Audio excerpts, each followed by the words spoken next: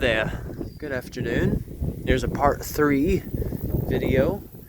We're now at the official Myakka River State Park, and we're essentially near the upper Myakka Lake at the moment. And as you can see, you can tell that the Myakka River is an essential water body for our wildlife. You can actually see some alligators out there in the distance. And as I've said before, the water right now appears very low. I mean, I have never seen it get this low before. That's just due to the fact that we've really had no rain whatsoever.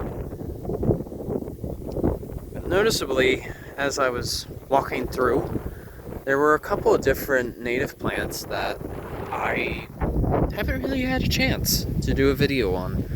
So without further ado, I'll get into it. Okay, here we go. Here's our first specimen. We've got what is known as the Sweetscent.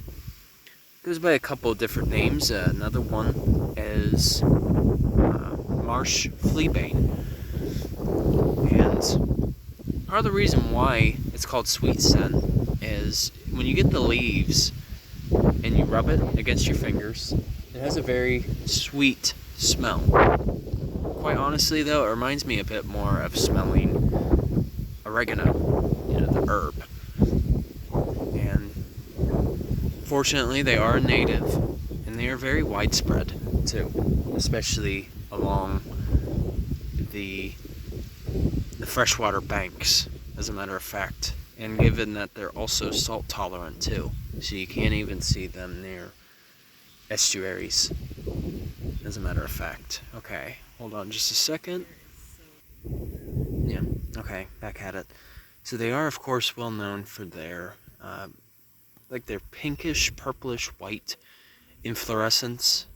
And as a matter of fact, they are also a member of the Asteraceae family, which, if you say it in short, they are an aster. Now, for another, I'm sure some of you may have noticed too, you may have seen some yellow flowers right here. See these?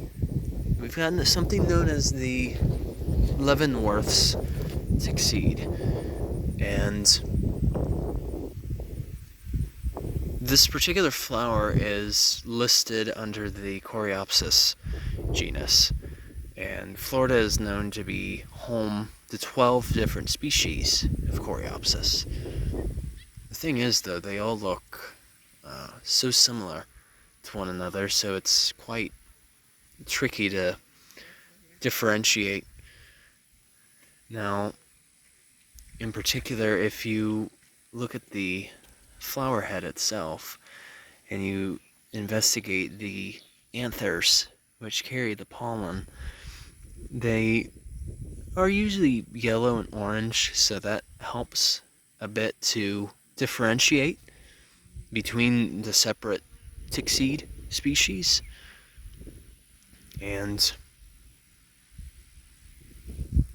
it's commonly confused with the Florida Tickseed. But the difference, though, between the two is usually the flower head of a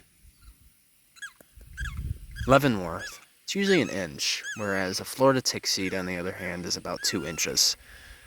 And the flower head, of course, referring to the black part. Now, another way that some people can differentiate is to look at the underside of the flower too. So looking at the different bracts. Now, rest assured though, I am by no means an expert in that regard, in terms of differentiating. But other ways that you can identify as their habitat range. Leavenworth Tickseed is a lot more abundant throughout the state.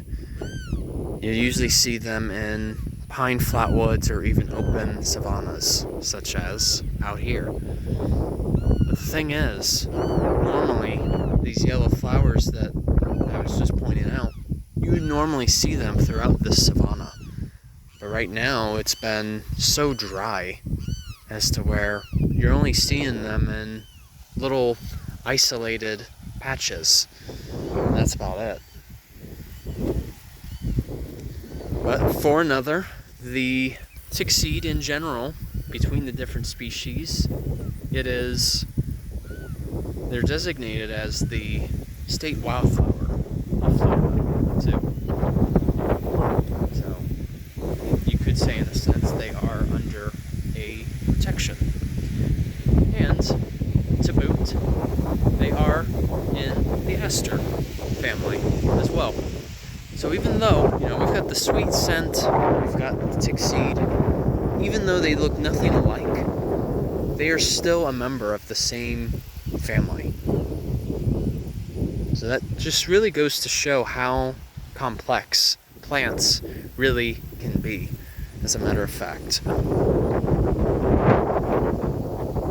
So, fortunately, these are both native plants, and you'll even see them commonly in roadside ditches, which is, in my opinion, better than seeing invasive plants in roadside ditches, because these flowers are providing a service for our pollinators, whether it be bees, see what I did there, or even our moths and butterflies too.